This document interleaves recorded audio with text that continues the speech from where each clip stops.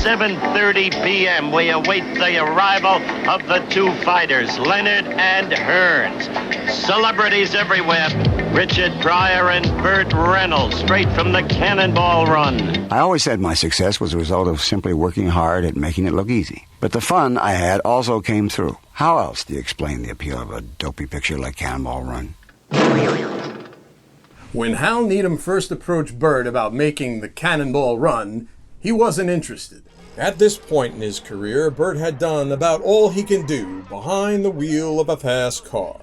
Could get a black Trans Am. No, that's been done. Without Burt, Hal Needham and Longest Yard producer Al Ruddy were having difficulty getting the film off the ground. Gentlemen, we got this Cannonball script to make. And we got to fill this piece of shit with all kinds of big stars. You got any suggestions? Elvis Presley? He's dead, sir. Dead? All right, he's too fat anyway. He probably won't fit in that sports car. We were working desperately to try to cast the movie. To no avail, frankly, the script was not up to Gone with the Wind standards. How about that bandit fella? Bernie something. Bernie Redhands? Bernie Redheads, yeah. The chicks love that handsome bastard. Oh, he won't do another car chase picture, sir. He wants to win an Oscar. Horse shit. Nobody's giving him an Oscar. Nobody wants to see him do that sappy shit. He's gonna do this film because people like to see him smile and being chased by the police. Get Ruddy on the phone. We'll throw enough cash at this son bitch, he'll do our film. We'll give him $5 million. I'm ready. I think that anyone who's paid $5 million to do anything, it's immoral. I'd like to kick his ass just once. The only thing I think that's more immoral than that is to turn it down. After we did a couple of car movies, he said, I'm never again going to drive a car over 35 miles an hour, but the $5 million changed his mind. This formula had been tried several times before with films like The Gumball Rally, Death Race 2000, and even Cannonball starring David Carradine. But this new Cannonball was more like a live-action version of the cartoon Wacky Races.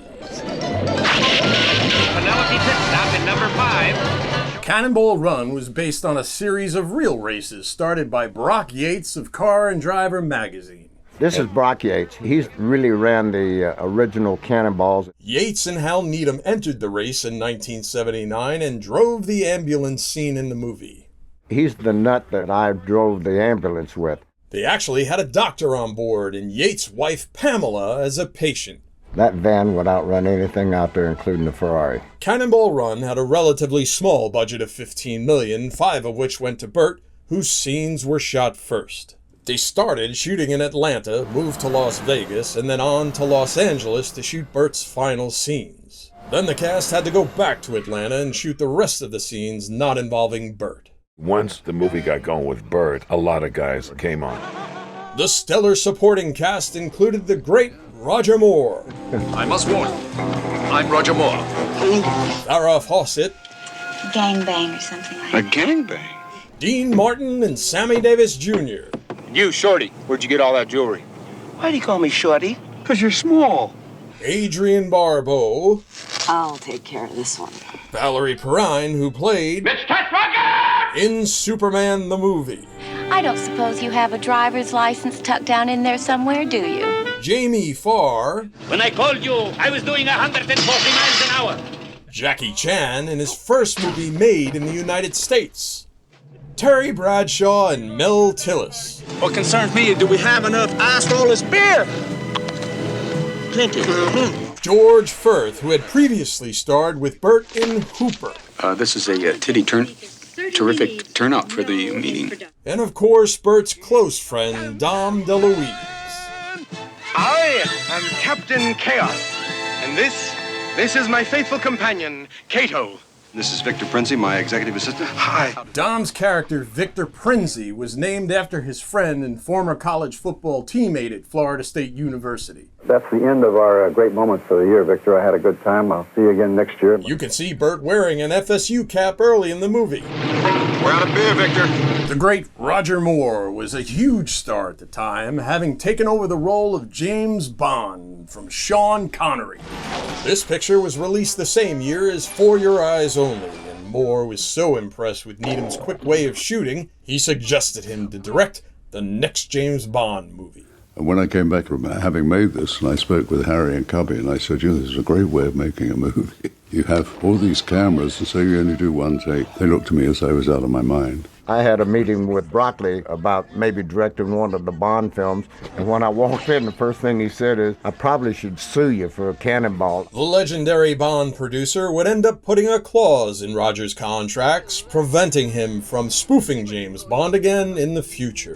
Kindly resist the temptation and keep the media coverage to a minimum. But a really funny character. A good actor. He was a tremendous stuntman before he was an actor. And a friendship that I've kept up over the years. Can you come in here?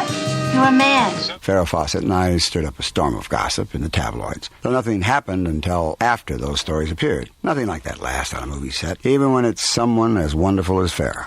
Let me guess. Melissa. No. Juliet. Betty? No. I'll just call you Beauty, okay? Oh, that's nice. Farrah Fawcett was an incredibly popular sex symbol at the time, best known for her role as Jill Monroe in the first season of Charlie's Angels. Her iconic red swimsuit poster sold 6 million copies in its first year of print. Not only did Boogie Nights' Dirk Diggler have the poster on his wall, but a young Gator McKlusky had one as well. Terrific, Al. Good sense of humor. Great athlete. Really gutty. It was really a lot of fun. So much fun, we shouldn't have been paid. Sammy was the first one I wanted. I thought, as the anti-Dom, skinny and black instead of portly and Italian, but just as gifted. We want to give you our blessings! I loved Dean. He was so damn funny and likable. It was a party whenever he was around. Oh, I gotta bless her. Burt made a lot of new friends on the film, but also brought back some of his old buddies from the past, including the great Mel Tillis. He put me in a lot of his movies, cameos. And I said, well, when I ever get a movie that I have some authority in, I'm going to ask him. And I asked him, and he did. He came, and he said, well, I hate cameos, Mel. He said, I'm going to rewrite this. And he put himself in there about 5 minutes and didn't charge us a dime. Take left. Oh, hell. Take a left. Needham and Ruddy liked the chemistry of Terry Bradshaw and Mel Tillis so much that they tried to sell a pilot to ABC featuring their characters. I can't see shit, can you? It's one of those Hal Needham pictures that, like Chinese food, it's wonderful while you're eating it, and 2 hours after you see the film, you want to go see another movie. My particular line of work, I seldom need more than this. I think it's as funny or funnier than Smokey. Victor! It's just great fun. Nobody's buying any tuxedos for the awards. Oh, shit. We got a Smokey on our tail. Bert's little buddy, Alfie Wise, has a small role listed in the credits as Batman. There's something else of yours that I want. Easy Rider's Peter Fonda makes an appearance as well, but it's Bert Convy who has the motorcycle in this, his final film role. Before I open this, don't get your hopes up too high. I was pressed for time. The hilarious Jack Elam steals all of his scenes as the ambulance doctor, specializing in proctology. Is that good to drink? I don't know, I never tried it. When we made Cannonball Run, CGI didn't exist. So everything was done for real. How far is it to the hospital? Oh, about 10 miles. Needham has a quick cameo in the film, as does producer Al Ruddy. I'm a pepper, you're a pepper, he's a pepper, she's a pepper. We were actually one of the first movies that exploited product tie-in to the extent we did. How about a beer? And we generated about $2.5–3 million in co-op ads.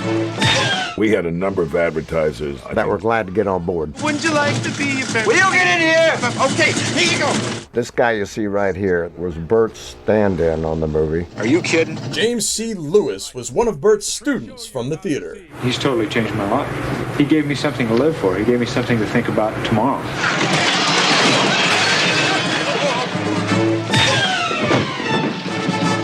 You're so macho. What? This?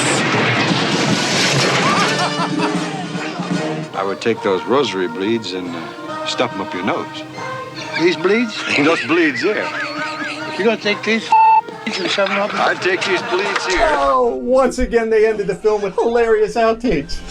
Where is it gonna sit? After seeing the film outtakes, Jackie Chan would start adding them to many of his films from this point on. I like the one with hairy woman. What's wrong with you? I don't know. Burt Reynolds teach me that. We're very close. Dom DeLuise was a loyal friend, and God, did he make me laugh. I don't care. Stop laughing. Sometimes so hard I couldn't stand up, but I could make him laugh too. So both of us together in front of a camera was a catastrophe. When he got the giggles, I got the giggles, and vice versa. We ruined take after take until the director would give up and call it a wrap.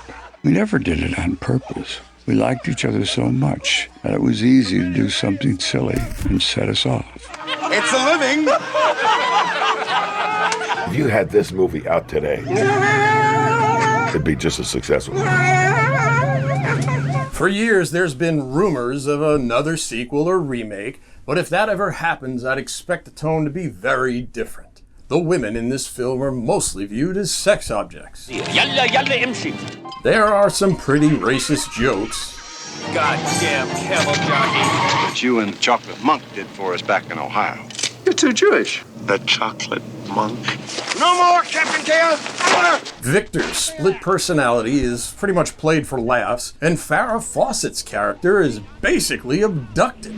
This is not a joke anymore. I'm being kidnapped. Well, you can call it kidnapping if you want to be rude. As usual, with Burt appearing in a Hal Needham movie, most of the critics bash the Cannonball Run. It's time for a Siskel and Ebert Burt Reynolds shitty film review.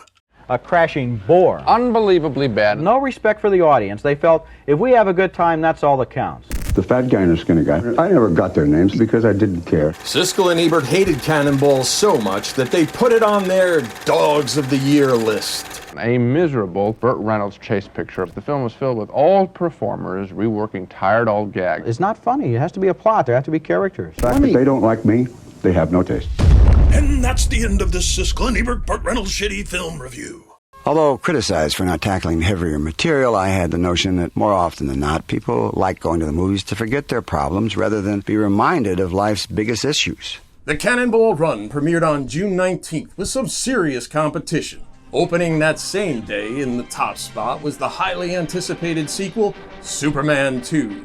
Cannonball finished in second place ahead of Raiders of the Lost Ark. You hope that if you have a good enough time that the audience will too, which I think is probably the secret to Cannonball and Smokey and the Bandit. Another enormous success for Burt, cementing his place as the king of car chase movies, whether he liked it or not. I mean, we were having such a good time that nobody quite listened to the words. I could be very patient with those patients.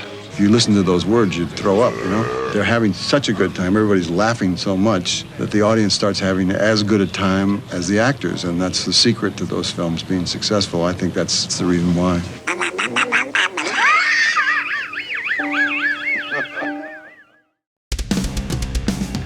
Watch for new movie reviews and documentary series. Don't forget to subscribe and click on that bell so you know when new reviews arrive.